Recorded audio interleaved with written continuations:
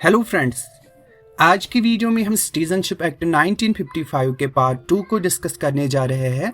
और पिछली वीडियो में हमने देखा था कि सिटीजनशिप एक्वायर करने के 5 तरीके हैं और उन 5 तरीकों में से हमने by birth, bye decent and bye registration discuss किया था।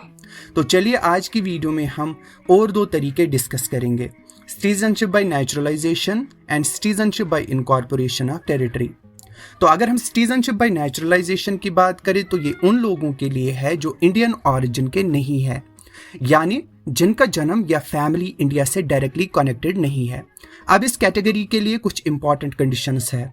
उन कंडीशंस की बात करें तो कंडीशन नंबर 1 ये है कि जो भी एप्लीकेंट अप्लाई करेगा उसके पिछले 15 साल का रिकॉर्ड चेक किया जाएगा, खास करके 15th ईयर का रिकॉर्ड, जिस साल वो नेचुरलाइजेशन के लिए अप्लाई करता है।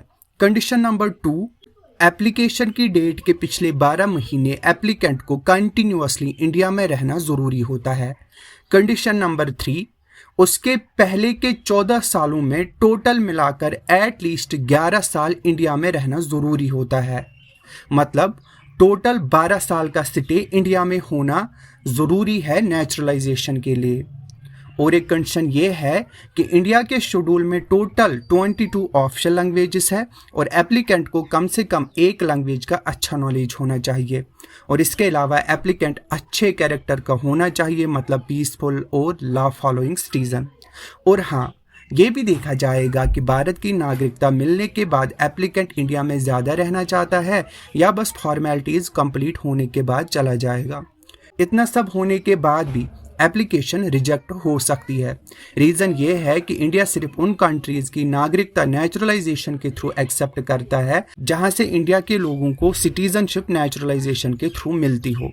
मतलब अगर एप्लीकेंट ऐसी कंट्री से बिलोंग करता है जहां इंडियंस को नेचुरलाइजेशन से सिटीजनशिप नहीं मिलती तो उसकी मेहनत वेस्ट हो जाएगी। और क्योंकि इंडिया में सिंगल सिटीजनशिप का रूल है, जैसे ही एप्लीकेंट को भारत की नागरिकता मिलेगी उसे अपनी ओरिजिनल कंट्री की सिटीजनशिप छोड़नी पड़ेगी। हमने नेचुरलाइजेशन के मेजर कंडीशंस देखी, लेकिन ध्यान रखें ये हार्ड एंड फास्ट रूल्स नहीं है। स्पेशल केसेस में गवर्नमेंट इन रूल्स को रिलैक्स कर सकती है। जैसे अगर एलॉन मस्क या कोई इंटरनेशनल सेलिब्रिटी इंडियन सिटीजनशिप के लिए अप्लाई करे तो गवर्नमेंट उनको 14-15 साल वेट नहीं कराएगी। कंडीशंस को थोड़ा सॉफ्ट किया जा सकता है। तो ये थी सिटीजनशिप बाय नेचुरलाइजेशन। अब लास्ट कैटेगरी है citizenship by incorporation of territory, यानी अगर इंडिया कोई टेरिटरी एक्वायर करता है तो वहाँ रहने वाले लोगों के लिए ये कैटेगरी अप्लाई होती है। ऐसी सिचुएशन में गवर्नमेंट ऑफ इंडिया डिसाइड करेगी कि किस इंसान को इंडिया का सिटीजन माना जाएगा और किसको नहीं। अब बात करते हैं सिटीजनशिप एक्ट के अमेंडमेंट्स की। देखिए दोस्तों, सिटीजनशिप एक्ट 1955 को पार्लियामेंट ने कई बार अमेंड किया है। 1956, 1985, 1986, 1992, 2003, 2005, 2015 और 2019 में भी। 2019 अमेंडमेंट काफ़ी कंट्रोवर्शियल रहा है और ये अमेंडमेंट 2003 के अमेंडमेंट से लिंक्ड है। इस अमेंडमेंट के थ्रू एक टर्म ऐड हुई, that is illegal migrant. Illegal migrants का मतलब है कि जो बिना ट्रैवल डॉक्यूमेंट्स या वैलिड वीज़ा के इंडिया आए और जो वीज़ा एक्सपायर होने के बाद भी इंडिया में रह गए। इस केस में इलीगल माइग्रेंट्स के लिए citizenship by registration, citizenship by naturalisation कुछ भी एप्लीकेबल नहीं है। और इलीगल माइग्रेंट्स के बच्चे भी अगर इंडिया में पैदा होते हैं तो उन्हें भी इंडियन सिटीजनशिप नहीं मिलती है। तो सिटीजनशिप अमेंडमेंट एक्ट 2019 का इम्पॉर्टेंट पॉइंट ये है कि अफगानिस्तान, बांग्लादेश और पाकिस्तान से अगर हिंदू, सिख, बुद्धिस्ट, जैन, पारसी या क्रिश्चियन कम्युनिटी के लोग यहाँ आए या वीज़ा एक्सपायर होने के बाद भी रह रहे हैं तो उन्हें इलीगल माइग्रेंट नहीं माना जाएगा। मतलब ये डिसाइड होता है रिलीजन के बेसिस पे और ट्रैवल डॉक्यूमेंट्स या वीज़ा स्टेटस के ऊपर नहीं। ये लोग इन कंट्रीज़ में माइनॉरिटीज़ है और इंडिया उनको प्रोटेक्शन देना चाहता है। तो हमने देखा कि सिटीजनशिप एक्ट के थ्रू सिटीजनशिप कैसे एक्वायर की जा सकती है। अब समझते हैं सिटीजनशिप लूज करने के तरीके क्या है। तो सिटीजनशिप लूज करने के 3 तरीके हैं, रिनोएंसिएशन, टर्मिनेशन, डेप्रिवेशन।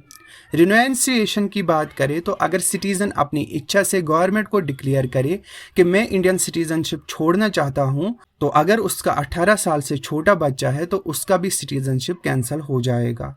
दूसरा तरीका टर्मिनेशन। अगर सिटीजन किसी और कंट्री की सिटीजनशिप एक्सेप्ट करे तो इंडियन सिटीजनशिप ऑटोमेटिकली टर्मिनेट हो जाएगी, क्योंकि इंडिया में ड्यूअल सिटीजनशिप अलाउड नहीं है।